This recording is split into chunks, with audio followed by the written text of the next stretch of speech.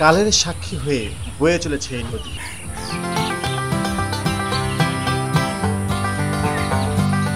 একসময় নাকি এখানে বাণিজ্যিক জাহাজও ভিড়ত। সময়ের ধারাপাতে এখন তার শীর্ণ স্বরূপ, নেই সেই জৌলুস, শুধু কিছু ইতিহাস আর কিছু মিথকে ধারণ করে বয়ে চলেছে। বলছি করতোয়ার কথা। নদীর যে অংশটি আপনারা দেখছেন সেটা শিলাদেবী নামের এক ঐতিহাসিক নারীর আত্মহুতি দেবার মিথকে বুকে ধারণ করছে। কিন্তু কে এই শিলাদেবী, তার পরিচয় জানতে হলে আমাদের যেতে হবে এখান থেকে 200 মিটারের দূরত্বে প্রাচীন পুন্ড্রবর্ধনের দুর্গনগরীতে।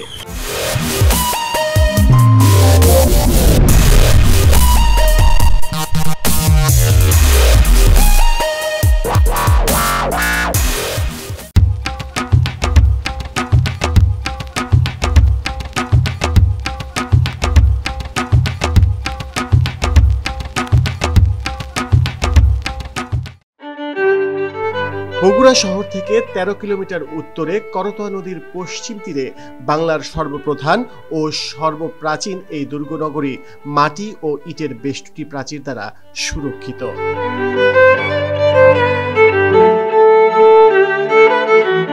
দর্শক, আমি এখন যে জায়গাটিতে আছি এটি ছিল বাংলার রাজধানী, আর এখন দক্ষিণ এশীয় আঞ্চলিক সহযোগিতা সংস্থা অর্থাৎ সার্কের সাংস্কৃতিক রাজধানী। বলছি পুন্ড্রনগরের কথা। এটি প্রাচীন মৌর্য, গুপ্ত এবং সেন সাম্রাজ্যের প্রাচীন নিদর্শন সম্বলিত বগুড়ার মহাস্থানগড়।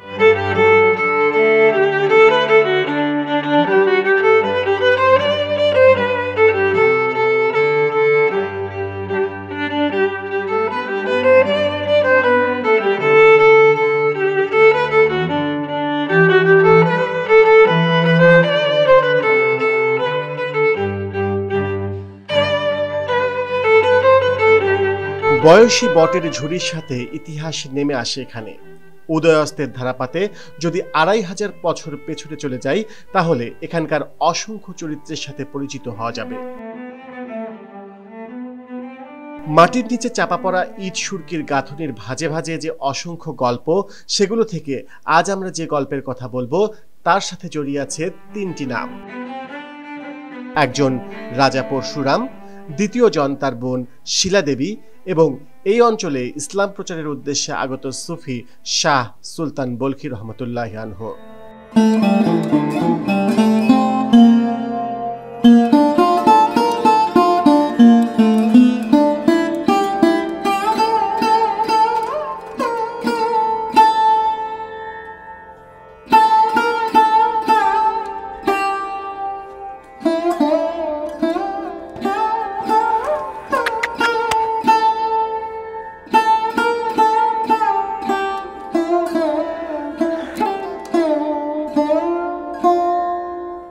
দর্শক, এখানে এসে ইতিহাসের গন্ধ তো আমি অনেক আগে থেকেই পাচ্ছিলাম, এখন কিন্তু একদম রাজকীয় একটা গন্ধ পাচ্ছি। এখন আমি যে জায়গাটাতে আছি এটা হচ্ছে এখানকার শেষ হিন্দু রাজা পরশুরামের রাজপ্রাসাদ। রাজপ্রাসাদের সৌন্দর্য হয়তো আগের মতো নেই, কিন্তু এখানকার চারপাশে যে প্রাকৃতিক সৌন্দর্য এটা কিন্তু আপনাকে মুগ্ধ করবেই।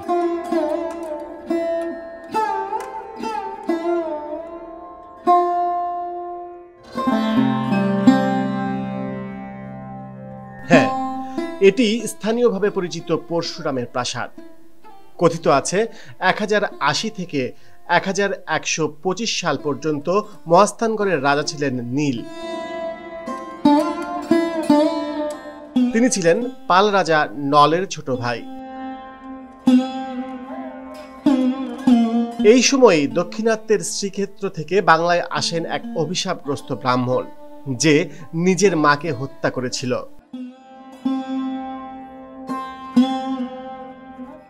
তার নাম ছিল পরশুরাম। এখানে এসেই পরশুরাম নল ও নীল এই দুই ভাইয়ের দ্বন্দ্বের মীমাংসার নামে কৌশলে তাদের রাজত্ব দখল করে নেয় এবং নিজেই এই রাজ্যের রাজা বনে যায়।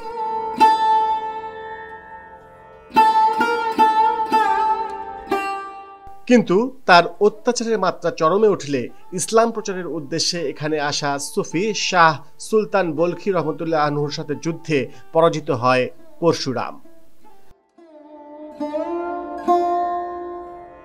আর জনশ্রুতি অনুযায়ী এই প্রাসাদটি ছিল সেই পরশুরামের রাজপ্রাসাদ।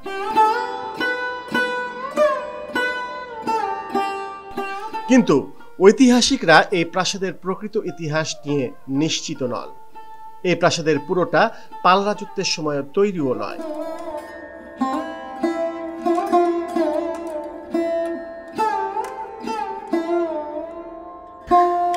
পোড়ামাটির ইট, সুরকি এসব দিয়েই সে সময় এরকম বড় বড় দালান বানানো হতো। ইতিহাসের সাক্ষী হয়ে এখনো দেখেন কেমন জীবন্ত মনে হচ্ছে। একেবারে ওপরের যে স্তরটি সেটি কিছুতেই অষ্টাদশ শতকের আগে তৈরি হয়নি।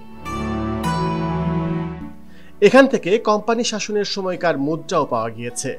আর মাঝের স্তরটি তৈরি হয়েছে সম্পূর্ণ সুলতানি আদলেই।